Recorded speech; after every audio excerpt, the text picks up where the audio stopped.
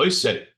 So now the Rebbe is going to ask, we just explained that Torah is what is revealed in the Korbanos that is sustaining the world. But we find that Torah is a lot higher than world. And David HaMelech was actually punished because he praised the words of Torah b'shem zmiros, because that was something that the world hinges on, and it's really much higher than that. And here we're saying that Adam is kiyakriv korbanos, the Adam, which is the level of Torah, that is the gilui that comes into kiyakriv, into the idea of sustaining the world. The Rebbe is going to explain that actually the highest level of Torah, as it's mushresh in atzmus, is take because in dire betachtonim. This that we say that Torah is higher than world, that's in the ofen of Giluyim. When David HaMelech praised the Torah as Giluyim, that was not the highest level of Torah, was that it sustains the world, because Torah is much higher than the world. But in essence, in its root of roots, the way it's mushrish in atzmus, over there, the sustaining of the world is actually the ultimate kavanah and the ultimate gilu. Let's look inside. Hey, but tzarich lahavin, so we need to understand harei Torah hi l'maylam ha'olam. Torah is higher than world. Ukemevur b'Tanya, as explained in Tanya, zeh shedavid nenesh al shekara divrei Torah b'shem zmiros. And Tanya explains why did David HaMelech get punished. He says zmiros ho'ili chukecha, and that was a punishment. He shouldn't call the Torah zmiros. And why? Because David was praising the Torah by saying that it was a zmiros shekol ha'olamois tuluyim b'digduk echad mitdukei Torah, that all worlds hinge on one particular of the particulars of the Torah.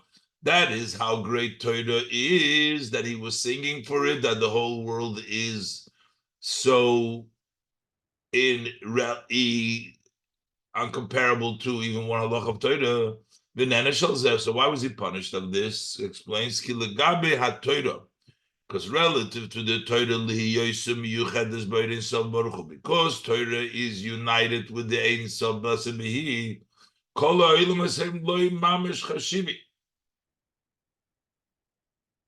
all the worlds are considered like nothing next to Torah. And he should not have said that Torah is midas. But how does this fit with what we just explained? So how does it apply? That where does the Torah is revealed? It's in the Karbonis. The Adam comes in the Kiyakrim. As we explained before, the world is sustained and sorts out the world. The birurim of the world and the sustaining of the world is through the Karbonis. And that's the connection to Torah, but we say that Torah is much higher. Yes, we can say the explanation in this.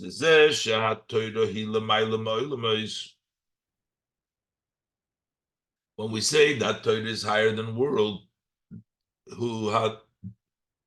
and therefore David HaMelech was punished for only saying that it's connected to world, who had Torah mitzad atzma, that's the level of Torah as it is on its own. Avol mitzad shoyresh ha-Torah. But from the root of Torah, as it is rooted in the Atzmus,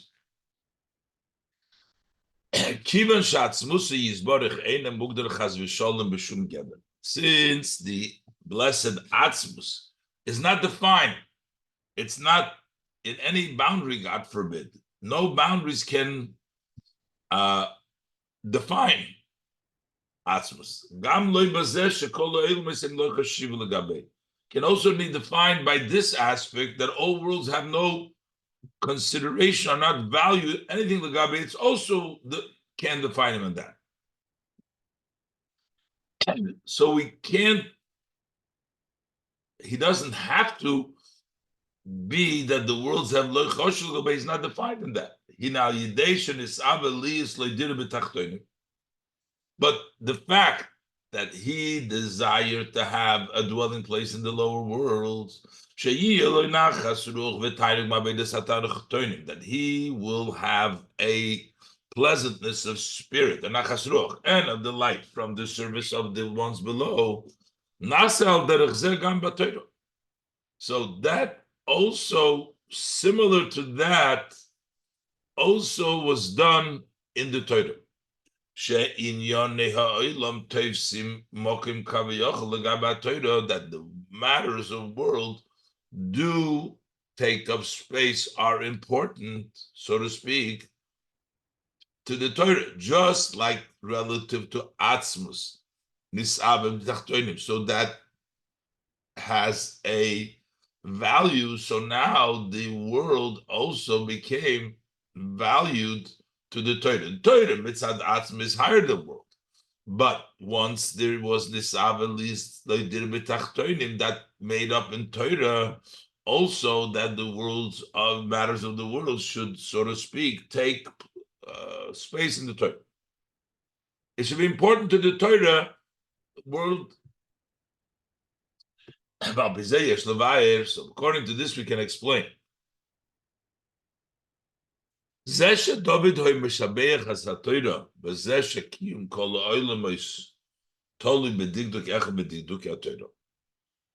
this that David praised the Torah, that the sustaining of the worlds depends on one dig of the Torah, is not something wrong. It's actually true, according to this explanation. Even though Torah is higher than worlds, as explained in the Tanya, because from the side, from the perspective that the root of Torah, as it is rooted in Atzmus, that he desired to have a dwelling place b'tachtonim. And how do you make the dira b'tachtonim? Through the Torah.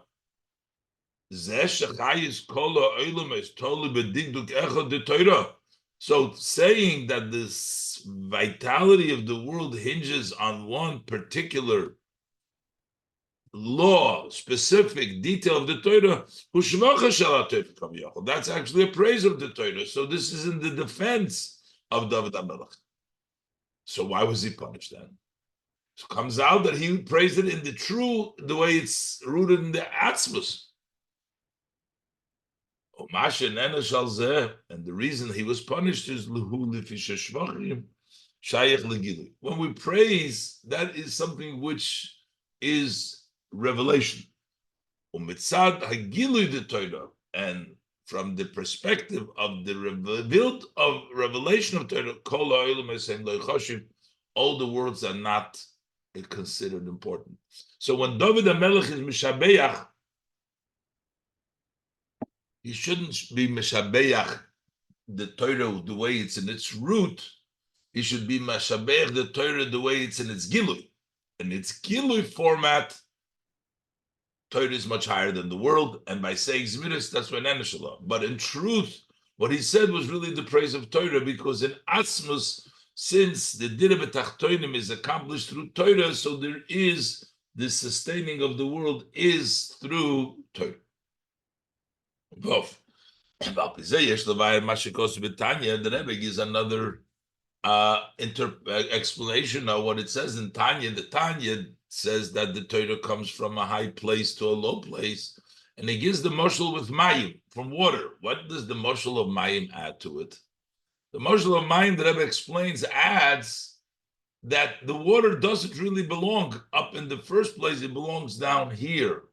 The Alter Rebbe is trying to bring a big point of the Torah, that it's not the pshat that the Torah which belongs up in the heavens and then it comes down, but actually it comes down here because it belongs here. Let's look inside.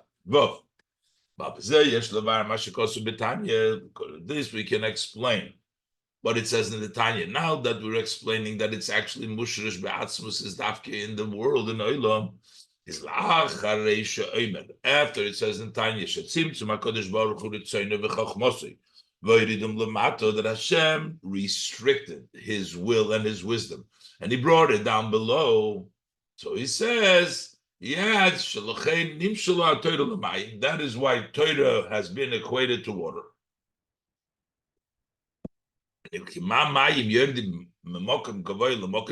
Just as water descends from a high place to a low place, likewise the Torah has descended from its honorable place,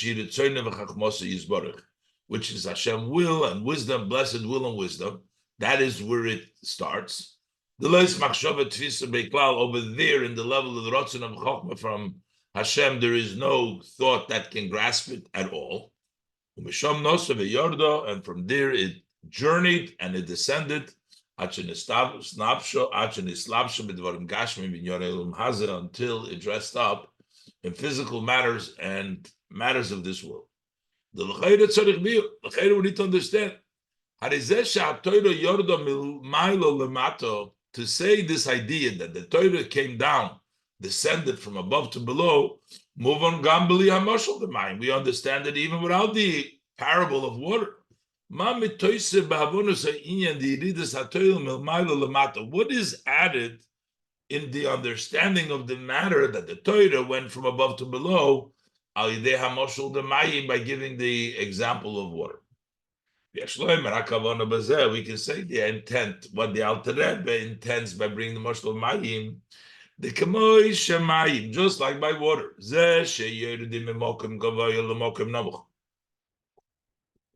The fact that the water comes from a high place to a low place is because even when they were on the higher place, they don't really have a connection to that place, the high place where they were found. On the contrary, why is it their nature? Why are they naturally being drawn to this lower place? That points that the connection of the water, even when they were in the high place, to the low place. Same thing is with Torah that has been compared to water. The fact that the Torah comes from above to below, it's not that the Torah is really above. So now that it came down below, it's not in its place. But that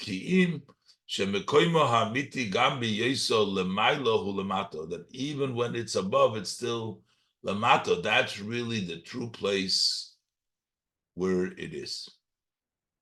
Yes, we can add to this.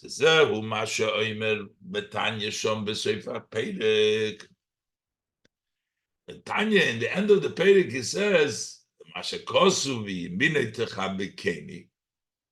that his right hand hugs me. Hashem's right hand, so to speak, hugs a Yid. How does he hug it? It says, ala Torah. Torah hugs a Yid because Torah, the Alter Rebbe says, Shibichinas chesed u'mayim.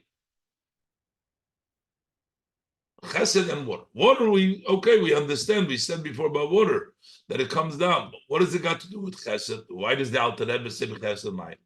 Shemetayik chesed u'mayim. He specifically emphasizes chesed u'mayim.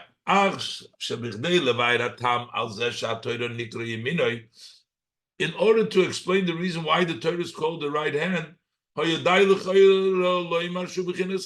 have been sufficient to say that it's chesed. Why does he have to say also than